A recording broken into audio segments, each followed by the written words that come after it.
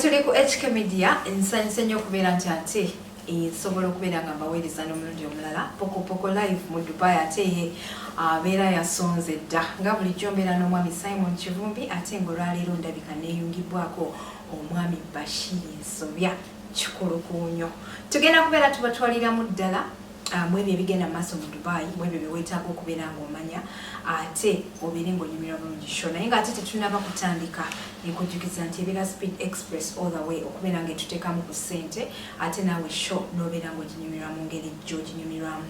Basangibwawo ku Banias Metro Station opposite Dera Tower room 202.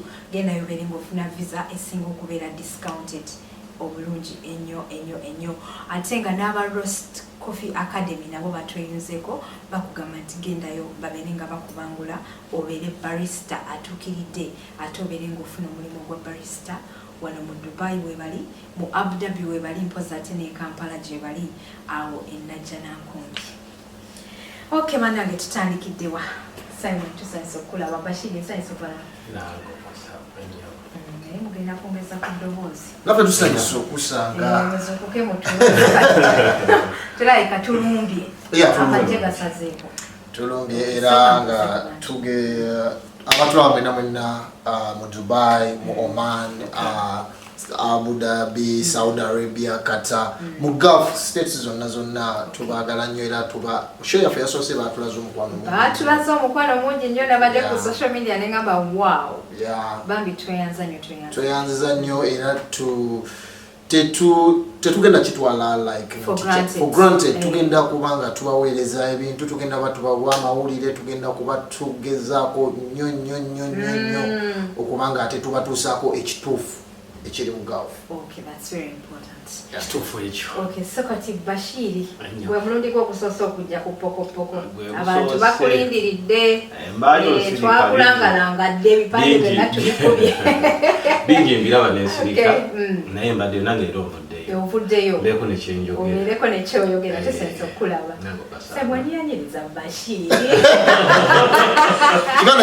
ekigaana kyange tusanyusa okiraba nange Bashir babisingire eriwe mwagikola nekinkwatako kono walitoliwe twakulinda netuga wange kituufu emirimu gyashaki gyali gindirubi naye kyenjagala ku Bashir ono mulaba Bashir ye muntu ayambye nnyo abantu bebantu kyemwagalako bebantu abamu ku bayambye bannayuganda mu Dubai wano ne batavaayo bebantu abatayambira mu kamera bebantu abatayambira mu kamera I think teri muntu abadde akwatiddwa mu Dubai omuntu wafunye ekizibu mu Dubai abaana ba union Bashir omu ku bantu abasooka ku union wagenda nze n'okuteerako ka message n'endowooza oba muli mukati Bashir abantu abasooka nze nayitawo ngenda okulengera nenga kinkutte ku then nempita mu tiimu yaffe tulina tiimu yaffe gang nembaga abagondi mwategedde ba boys big boys binano kyendabye then netukyogeramuko lwakubanga abaana nabo bali abamu tebayiredde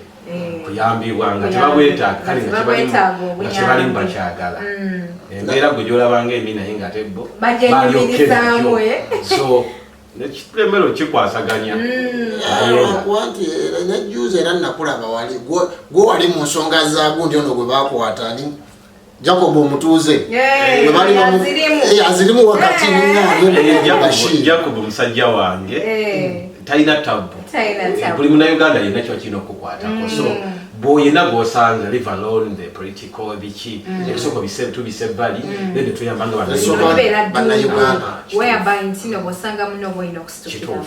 Okay, that is very beautiful. Bantu watambuze kulira ebyagundi wa throwing awareness kituufu just nali nyina omufaako kubanga bangi abamuliko nga ate batasobola kumaccessinga so nalina okufaayo.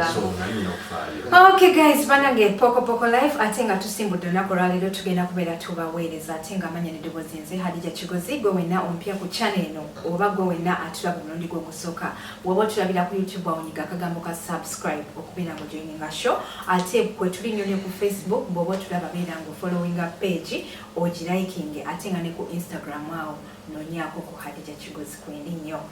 Okay, so kati bannange Dubai nga bw'ogiraba kiseera tuli mu kya winter. Nayitako eshalo gyawe ebiseera byemabeganga wafulaginze mu industrial area. So kati tukubiriza abantu okubeera nti otambula ne jaketi yo oyambala engatto ennungi sakati amazzi tekakuyingira mu bigere ate obeere ng'osobola okubeera ng'ogendera mu budde otuuke ku mulimu kubanga enkuba eno erina naye engeri gyesitowingamu ebintu. N'abavuga nabo abavuga emmotoka tubagamba mwegendereze waliwo egundi nyingi nnyo floods nyingi nnyo emmotoka nyingi ezibadde zitubidde ennaku zino so namwe abavuga emmotoka abavuga taxi bannayuganda tubakubiriza okubeera nga mwebeereramu. Okay, so kati nga tetunaba kugendako ku sho tubadde ku mboozi ya Jacob Omutuuze bagenda ne bamusiba awo omwaka oguwedde. Atera okugwako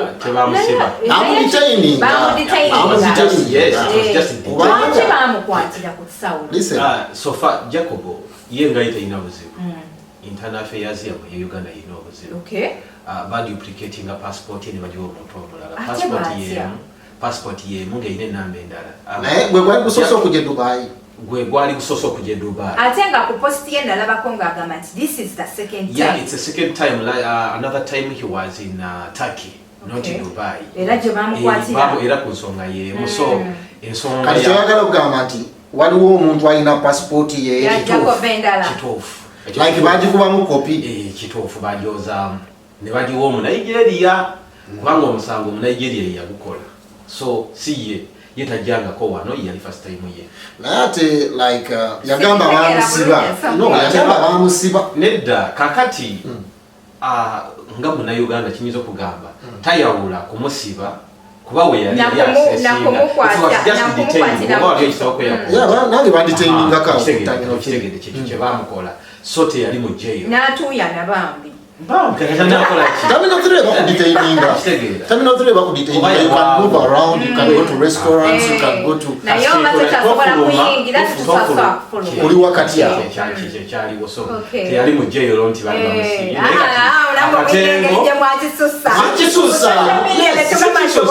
omusajja yali mutuufu kuba ye yali first time ye ali munsi gyatamanyi beyaze nabo bali eri alengera party zatandise dda ye already aliwa naye nga kyetagala ngamba omuntu yenna Dubai kasitanga ekukwata walina okubeerawo ensonga kituufu kuba temala gapaluka kukwata muntu nti Bashir kukutte Simon kyogera kituufu naye ye nga ye ensonga tayikolaki tajimanyi kati tajimanyi kati utalijja mu Dubai watalitambulako mu kifo kirala ati bamubaninga ajatambula mu kifo ekirala jagenda naye Dubai ajesonyiwe tasobola kuyitawo kyemanya asobola okuyitawo nene wekiranga ensonga eyo yali ya Ministry of Internal Affairs basobola okubanga ekintu ekyo basobola okuddayo nalaba banoonyereza I think anti Simon government ya mojimanyi subira jja kugoye kasi yagina kubanga naye ndebye kuno mu Nigeria ng'alina passport ye Uganda wali wano wenyi mu Nigeria kati yagijjawa buli kimu kisoboka Omunigeria ntayogera naye naŋŋamba kimu wali ssente Uganda kisoboka tolaba Abanigeria Abanagana passport ye Uganda eri mu mannya ge obanga eri mannya ga mutumula ogutu odiero kati ajja kugamba mama wange ye yanzalire Uganda ogenda kiwakanya I think kyebakola ye bamuwayiye nenga Uganda talinyangayo naye passport bagimuwa si yekka Abanyarwanda bangi tubalina balina eza Uganda nga naye Munyarwanda so ekyo sikikyakola mawulire nti oli alina passport ye Uganda I think kyebakola olaba nga bakroninga sim card I think kyebakola njagala kiyita croning nti bakwata passport number details za Adija zonna nebazikyusa Simon Kivumbi nebazimukola ki nebazimusa kati Simon Kivumbi Omunigeria wajja nakola omusange Dubai jukira details zonna ina za Adija Kigozi buli kimu like mu system ngai mutuufu passport eri registered so wajja bakwata system number I think mu system passport number najja nakola n'emisango banadduko oba nakola ki kati Adija Kigozi bojja omutuufu nanyini details ezo ziri mu system Ngabakukwata. So kati lesson ki abantu gye balina okuyiga mu mbeera ng'eno? Ekyo government yaffe onafuina kuva mu government yaffe. Actually government yaffe esobola okumma omuntu passport omutuufu Munnayuganda omutuufu ane eriwo mu bwira. No, so many Nigerians have approached me about passport za Uganda because right now Nigerian tasobola kukola mirimu tegicha tebawa Nigeria mirimu. Kyakubiri wano Nigeria bato toweza myaka 3 mu 5 kati bakyakuwa visa. So kakati their passport is a problem everywhere in the world. Until I go to Nigeria passport in Nigeria. Bakozesa obwo olwokuba ate gavumenti yaffe nayo Simon nti abakola ku ministry baavu banaku so olejjamu akakadde it's obvious ajja gimuwa kuba siiye yawadde passport naye siiye ajja gimuwa. Okay, manange guys, poko live atenga tukyagendera ddala maaso. Atenga tuli Dubai wano tusinzira okubeera nga tukuweereza. Gwe naino obubaka bw'oyagala okubeera nga otutera obeera nga otusindikira obubaka omukusimu yaffe. Atenga nammwe abali mu comments zaffe era tubeera tubalaba bulungi nnyo. Beera nga mwongera okubeera nga mutubuulira ebyo ku byo, ebimu ku byo bye mwagala okubeera nga tubaweereza. Okay, kati tuvudde ku kisaawe, tuvudde ku mwaka oguwedde awo, twamaliriza n'amawulire ga Jacob, tumaliriza n'amawulire ga Zex Birangirangi okubeera nti no tasobola kujja kuyimba nawulidde nti Winnie naye yabadde ajja naye ate ebisaawe biggali tasobola kujja. So kati okutwaliza wamu entertainment industry yonga yo eri mu tears. So kati omwaka gutandise na tears nti ebisaawe si biggule abantu tebasobola kubeera nga bayingira nga bayingira. Ensi ezimu zaggulwa like Zambia ne South Africa jukira bali basobola kusiba South Africa but for now ezo baziggudde era balina okola PCR ewaabwe emirundi ebiri then bajja so kyemanyine Uganda nayo very soon bajja kubeera badde njogera ku January bwe tutandiseewo ne entertainment okubeera nti nakyo kyasobola kugenda maaso. Kiki ekigenda okutumbula entertainment ya Dubai nga bwe njiwulira ennaku zino bwe kutta kati ku social media ate nga nze mu kulaba okwange ndaba singa banaabeera tebagoberedde ebintu ebimu it is most likely to end in tears. Okuviira ddala kuba promoters abayimbi bennyini ba DJs kubanga wano entertainment industry yetooloolera ku bantu bwe batyo. Bano abayimbi aba Uganda abajja okubeera nga bayingira munene mu Dubai like it's a bonus. Naye ffeffe ng'abantu tulina entertainment yaffe whereby it yetooloolera ku biduula yetooloolera ku parties zetu having around us. So kati mmwe ng'aba pokopoko entertainment industry eno mugiraga mutya? Nawulidde nti waliwo promoter gwe baatuuzizza mu bigambo bampisaawo ku Uganda holding their first press conference, entertainment press conference. Simanyi oba kiki kye bagenda okwogerako omaani afuga Abannayuganda mu Dubai. Simanyi kiki kye bagenda kwogerako naye ng'ate naffe abapokopoko tujja kuba gye tuli nnyo era twagala tukavaring views ezo ate tuzireete tubeere nga twongera okuzoogerako. So kati okusinziira ku bigenda maaso mu entertainment industry entale ezibadde zigenda maaso ku Facebook Simon Kivumbi nze entertainment industry ya Dubai egezaako okuzimbibwa gw'ogirabye otya mu kiseera kino? Entertainment industry eraga terina atatususanyo ainako bwetutwala wetuyinza okwenyumirizamu nti Abannayuganda mu Dubai ekizibu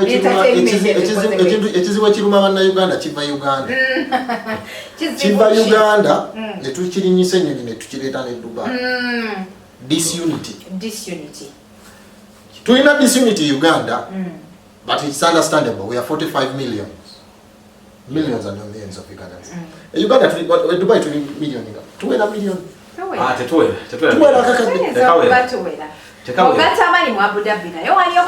Okay, no, mu UAE. Tuwera kakala.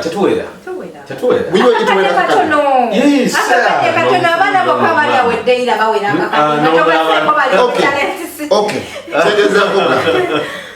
Entertainment industry weganidde okubeera nga unity weganidde nga temuwera nakakadde k'Abannayuganda. Unity. One, Bannayuganda tulina kituufu sabula. Okay. Si kigeya. Naawe ndaba okimanyi tulina enkwe. Twelyamu enkwe. kituufu. Munnayuganda atandika wano akantu oli bwakatandika n'oli ayagala akatandike. Teriyo kintu kisobola kukolebwa muntu omu. No. Lwaki bwe nkikola ate onwanyisa bulwanyisa? Nedda Simon yozo kwanga okuyisa kulwanyisa. Olwokuba oli akoze ate ekikusinga mu ekyo kikyo gwe kye watandika. Natwogera kuva okoze saaluni. Eyo tulina butawulo buno n'abaana bakola masaji. Abantu ntatema abaana ba masaji. Ng'ogamba nkoze kikyamu. Okitegeera? So kyolina okumanya. Tulina first and foremost, abana bagenda mu bintu bya entertainment in Dubai. Wetuwange Dubai tetuwera kakadde. Abana bagenda mu entertainment, abagenda mbivulu, abagenda mabala, percentage ntono nnyo. Abana basula mu accommodations, tebatera nnyo genda mbino. Tebatera ekyo kitofu. Omwana tagenda Jebel Ali ajje eddeira, akube ebbala. Omwana yali badde asula Jebel Ali, oba omwana yali badde asula mu accommodation, yali agadde okujja okulaba oba ekintu ng'alaba alina oba ekintu ekyenjawulo kyagenda okulaba. Naye kati wano wembeera mugenda kuba bbaala lyokka, abaana bano eno bagenda kubeera inspired batya okujja. Kubanga tulina abaana balina muno talents nga basobola okukola katemba drama. Kituufu. Kyoyogeddeko ya kituufu naye ekirala ebifo mwe mutegekera nabyo matters. Mwe mujja kgenda mu bbaala yenkananga eddiiro lyaffe. Ne bunene bwayo. Okitegeera? Oleeta omuyimbi oleete palaso adde ku dining kike dijja wakolera eyo ebbaala yawe bakolera eyo obugazi bwayo yenkanaki bwoba ogimanyi hadito limu kanyongereze kantu kyensuubira abategesi bategeke ekintu ekiri legit ekituufu bano bajjabasalansawo okitegedde Platinum wabajja wano ojja musanga lyagenda okuyimbira wallahi tojja musangamu obwo Lindako. Nawe Platinum wala Platinum omugeza ku palaso. No,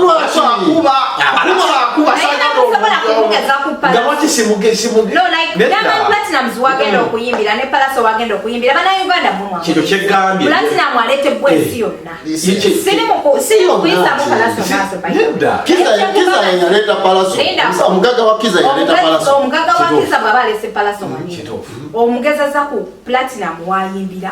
Like Platinum alete ensi yonna yo negenda kujja kubanga balabibwa abantu bangi nnyo like international. Kambiseukano. Adija. Nkutte biramu zange 15. Kubisa.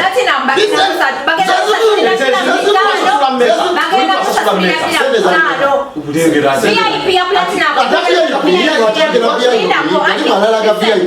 VIP ya Platinum. VIP ya Palaso tugenda kufana. Gotogera ku VIP tugireke. Tuyigo wasente z'abantu ekitiibwa. Kituufu. Sigenda kujja mu bbaala yo nsasule diramu zange 15. Ba promoter nze ngenda byogera kuba I don't care. Oshege. Oba mbuza watambuza leka. N'ekino nze kati njogerera abantu abalinganze. Kituufu. Sigenda kujja nsasule diramu zange 15 oba diramu 2. Ochegeera. Nzije akasiteji kalingange fumbiru lyafuba. Kyo kyegambye. Then omuyimbi abyatandike DJ tune number 2 amayiminga kwata organizing ekintu wano waliwo halls zisiza bay halls zisiza bay Bobby Wine yayimbira Bobby Wine tebasobolayo Bobby Wine yayimbiramu temunaba kukitegera promoter agenda okuleeta wano omuyimbi nga naye ali ku business. Ati mwagala nnyo fees okusinga otuwa ekintu ekintu ekirungi sisobola genda mu show ya Palaso okay kale show ya Palaso saagiraba naye like mu kantu omanyi Palaso akantu omutwe gwe gwali gunatera okubona ku siri Simon Palaso ali ku siri siri mwanene ogenda ku Liam okay yali gunatera okubona ku siri Liam bamuteka mu bed space neda nawe Liam yali kuleke Susanyo nawe. Ante chokole kubulire wano osobola okusanga tugeze hotel emu ngerike bala obaga musanvu. Otegeera. Kati kabulage DJ waswa wali kuliko clubs emeka. Hotel emu kuliko meka. Kuliko yabayindi kuliko Ethiopia ne yamu yabaki. Yabana Uganda. Kati gonna tukamu yabana Uganda tena gambi. Fe tusembayo waggulu ewafe yesinga okubeki. Kubanga mmwe ebifikawo mwe kyembadde gamba kye kifayo ogambye platinum yaleetebwa nsi yonna kikyegamba nja tukola festival abantu bangi bagenda okukola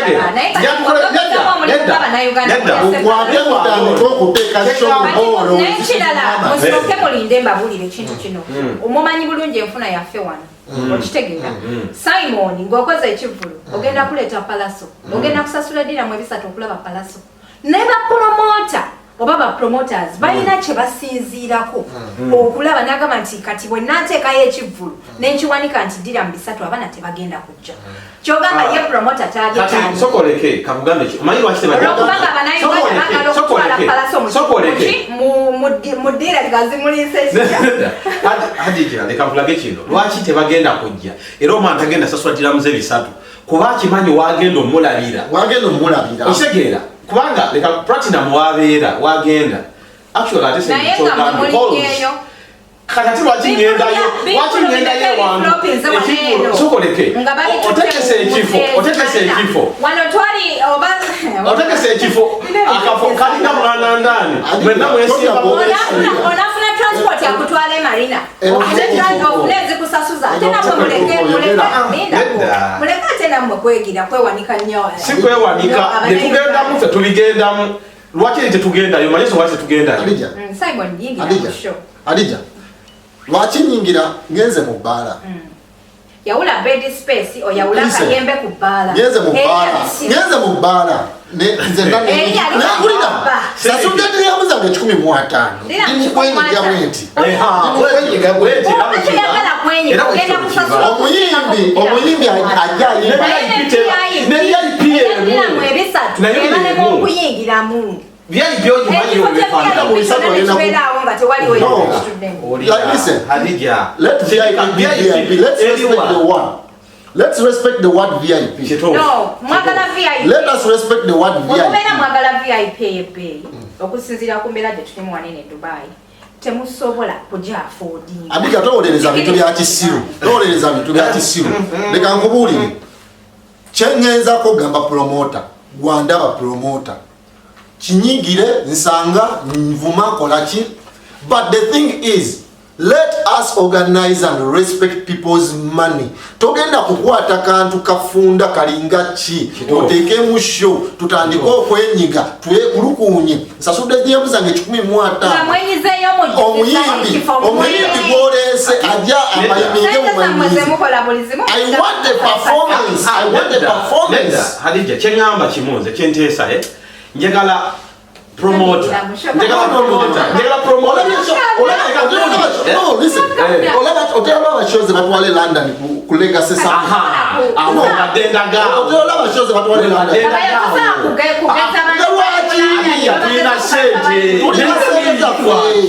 lwaki abika kuina sendeza pendeta tusobola gendayo naye kunyiga kindaga goyagala actually Simon nesenze basabaze ezo olumu kubanga batekera mu bed space nateka baba kitegeeza ekifo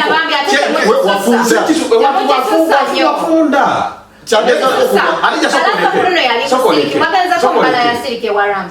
omanyi bwefaanana mwalimu etuza abantu bameka abasoba mu 10 mwanyingiramu abantu bameka wenene tewankana you guys underestimated omuyimbi you underestimated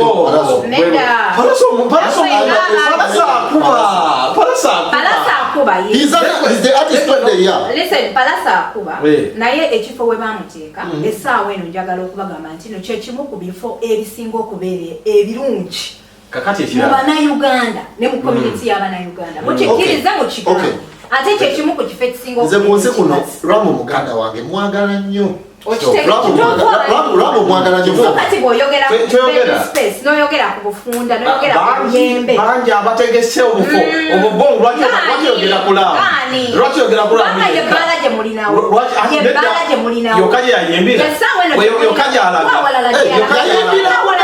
Abudabi ewali alinga ng'amakali amukola ku mutwe Abudabi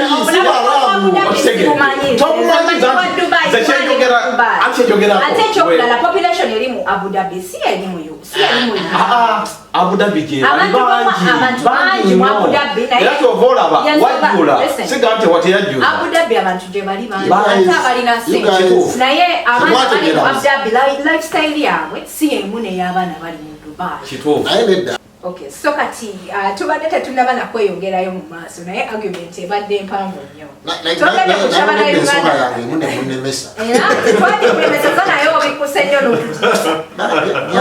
obuddeko nnyo bakubonyabonyeza nnyo ku sente They've disrespected us. Listen. We are a big community. We are a big community. Tiketi omwana akaba ngolete tiketi ya 10. Nze kinuma mwendaba. Ekyokulala Simon inacho tatunulira. Waliwo abaana abafuna sente ntono. Nga yali agadde agendeko mu palaso. Nga bwe banamuteeka mu kifo ekisinga okubeera ekyebbeeyi. Ng'ayinza obutasobola kyako. It's not about kifo kyabbeeyi. It's not about kifo oyinza okubeera oyogera bwoti naye nga bwe totegeka ku kivulu. Totegekangako ku kivulu tomanyi bwe kibeera. I've been in the entertainment industry for a long time. Dubai, no, Dubai, Uganda. I've been in I will speak Ubanga. I have been there. I've seen it. I've organized shows. I'm telling you, Adija, omuntu zechengezako kugamba. Nze sogera because of amuyimbi chaze obachi. I don't care. But what I'm saying is, let's respect Ugandans in UAE. Let us respect, yes, promoter omuyimbi okitegera mpulira nti nno waleno liyambwe yali ajja waliwo abaali balwana okumuwa ekimuli ku kisaawe nabo balina ensonga zaabwe abo nabo baali balina ensonga zaabwe munange temulaga nnyo muli UAE. Let us start respecting the word United Arab Emirates. If we don't respect the word United Arab Emirates, Simon, nti ozze yategese omuyimbi omuleeta ate kakati era gwomanyi natunulira omuyimbi nga ndaba omuyimbi yenna simusanyufu naye nga omuyimbi bamukubye omuyimbi anyize abayimbi baneeno nga mubaleeta omuleesa omutuuziza mu fly Dubai atudde n'abannayuganda abayitirivu okitegeera omuyimbi naye agenda kujaani nagenda kuyimbira Dubai wili naye kwegamba atuuse ne ku kisaawe naye nga ne moral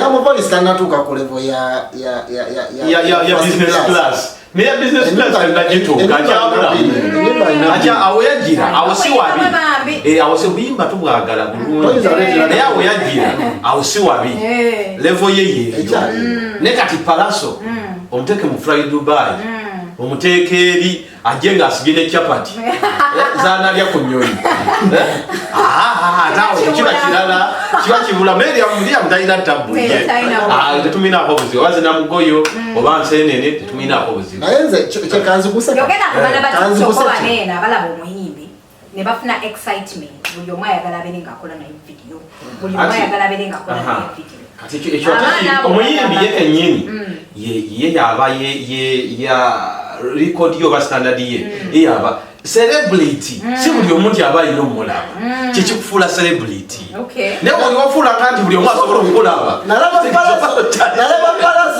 palaso okubulitu y'abaana bali mu hotelo ye mu hotelo lumu ye anti kati kyekiki nendako kyolagala okugamba nti nno bw'ofuuka sereba olina kubeera takulinga mufu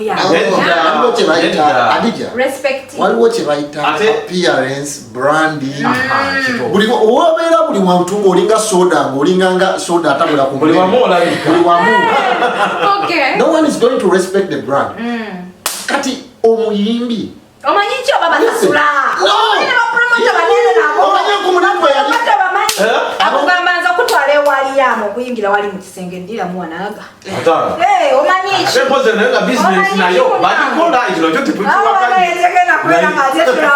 Okay, so kati bannange entertainment tetunnaba kubusa nsonga ya entertainment ekisookera ddala Simon watuwadde ensonga esooka n'ogamba nti tolina gy'olaba entertainment gyeraga ekyokulala kiki? No, the just I think we as Ugandans in Dubai and United Arab Emirates, we should start respecting ourselves. One, promoters should respect us. And they should also respect themselves. Tetubasubira kukubagana kuba bakubagana. Ate nafa baba support matina muleta mukyaba yimbi babiri kunaku zezimu. Okitegeera. Zexi birangirangi noleta omu. Ate mwenna mu kitundu kye kimu ate nga population ya Dubai. Mugimanyi. Chengeza kugamba byonna. I've seen shows in London ezabakubira bannacheyo. Very organized shows. Tukope. Then okujja wano ne mutandika nga tulinganga omuyimbi yazo tulabako appearance. We are paying for these artists to perform for us. Okay. Let them give us a show. I've been in show business. There is what they call a show and there is what they call miming. Man, this is not high school. Wetwalira artist man kuno kutuyisa mu maaso nga mulinganga baleso muyimbi ate tuyimbi mu secondary school. Jine bajanga ne batuyimira ku university. Let them start respecting us. Respect our money. We work for this money. Ochege. Nate namudamu kutuletera bayimbi. Muyimbi natuyita mbuyisi nga ayimbira senior secondary school. No. Do for us shows. At least mutunulie ku shows bakubira abelanda. Then copy something. Okay, so kati ndozo bobaka bugende liba promoter twabalabye nti mutaddeyo conference munoonye ebintu ebigenda okubeera nga bibazimba ate mulabe ku ngeri gye mwongereza ku entertainment industry ya Dubai. Ndowooza na bino ku pokopoko musobola okubeera nga mubyogerako nga mubyongeramu ate nga tubalindiridde okubakyaza wano ku poko mbeere nga mubiterya ne promoter gwe bagenda okutuuza mu bigambo olunaku luli olwa press conference naawe tukubira. Okay, so kati ku nsonga ezimu ku ebyo ebyogambye nti Abannayuganda tulina disunity wenkomye okutegeera. Nsonga ki endala gy'osuubira eyinza okubeera nga egenda okuleetera entertainment industry ya Uganda mu Dubai okubeera nga ending ideas? Bashir. So far, nze kyengamba nti ba promoters first. Babeere nga bo bennyini basobola okukwatagana.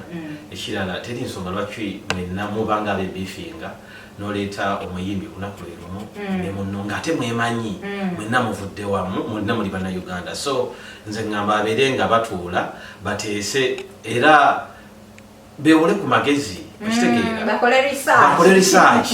So sigamba nti gezeza miliyoni 2 njaziwa Liam Voice mugulye ne ya ticket ya Uganda Air aleteyo ne box ya matoke anje tukole ki akube ekintu. So ngambe ekyo si kirungi. Nze ngabatuule betereze bo bennyini nga bagenda bitebya era bo bennyini nga actually kikoze bulungi nti bagenda tuula bo basoke batuule bakyokereko betereze kubanga kyo kisoboka kira bateeke ebintu ebiri ku standard.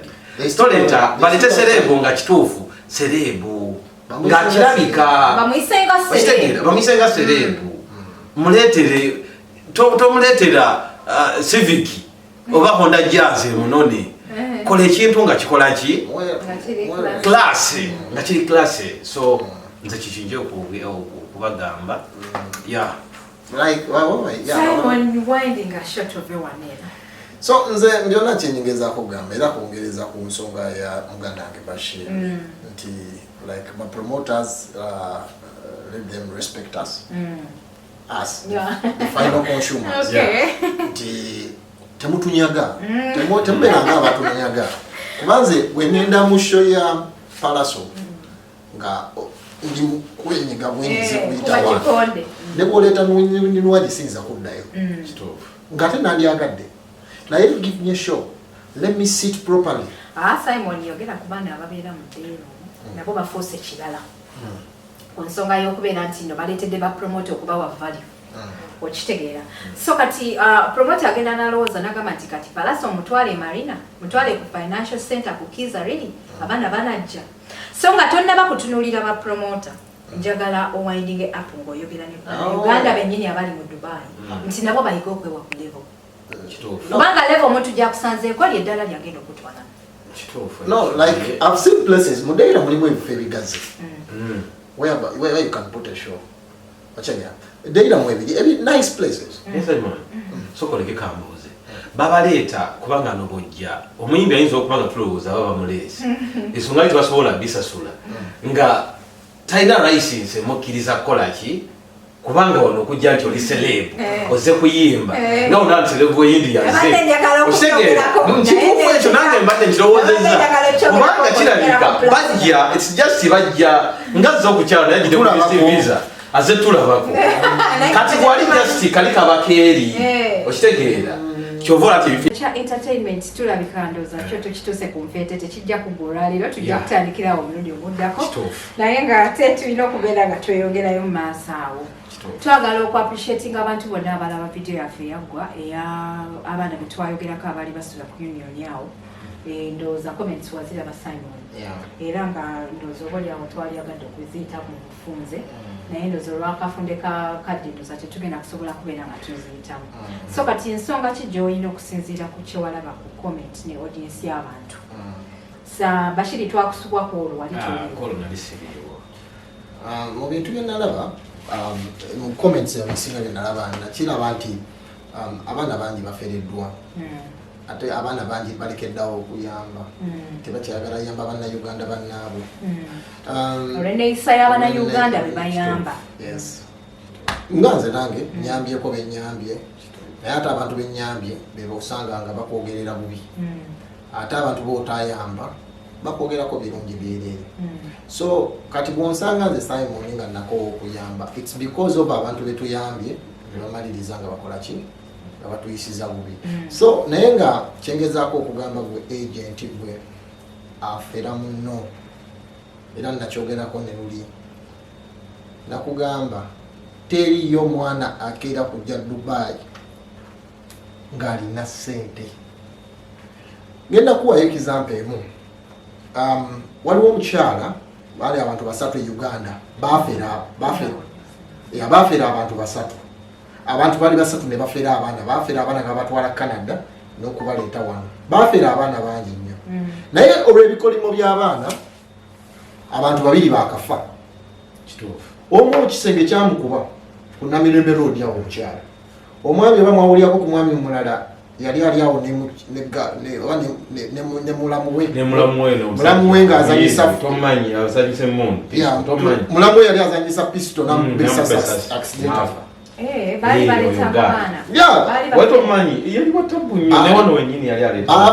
Bali abantu basatu bafera abaana billions and billions of money.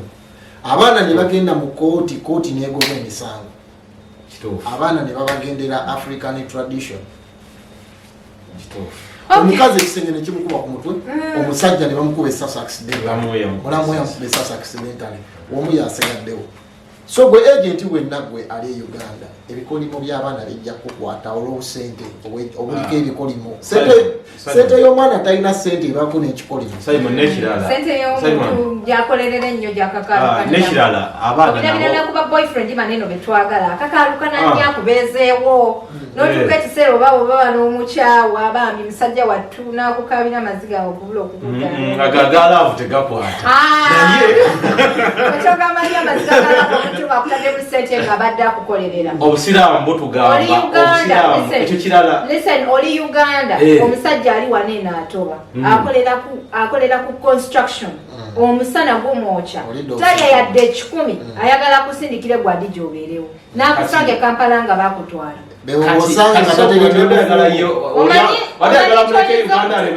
Omanyi kyoyinza okutuukako maaso wali waliwo ebikwata naye byalaavu tebikwata nnyo kyogerako kituufu. Omuntu ng'akoze ssente ye neyerekereza okunywa n'okulya oli musajja n'agiwa omukazi ng'omukazi amulima omanyi kyoyo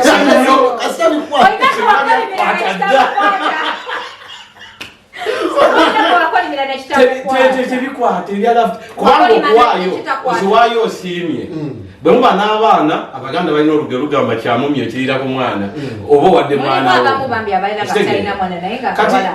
kati waba akaagala eyo sente kyova tebaziwera lisiiti oziwaayo oyagala ngo wesimidde tebakase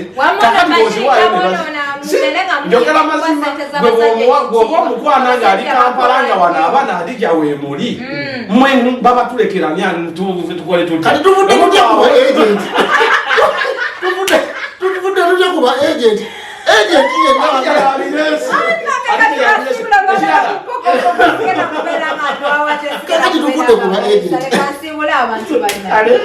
banambolwaleero tugenda kubeera tubalira next week amanye n'eddoboozi ezehadira ekigozi n'omwami ate mbajukiza nga tetunava wano nti mwe mwerwanyerwanye entalo zammwe tujja kubeera ate tuziyita wano ku pokopoko ate tubeere nga tuziyitamu bulambalamba ebeera Speed Express wali eriwona okubeera nga etweparinga pozi ne Roast Coffee Academy beera nga obanoonyako ku Facebook pages zaabwe ne ku Instagram ate omanye biki bye bakola ebisinga beera HK Media Hadija Kigozi subscribing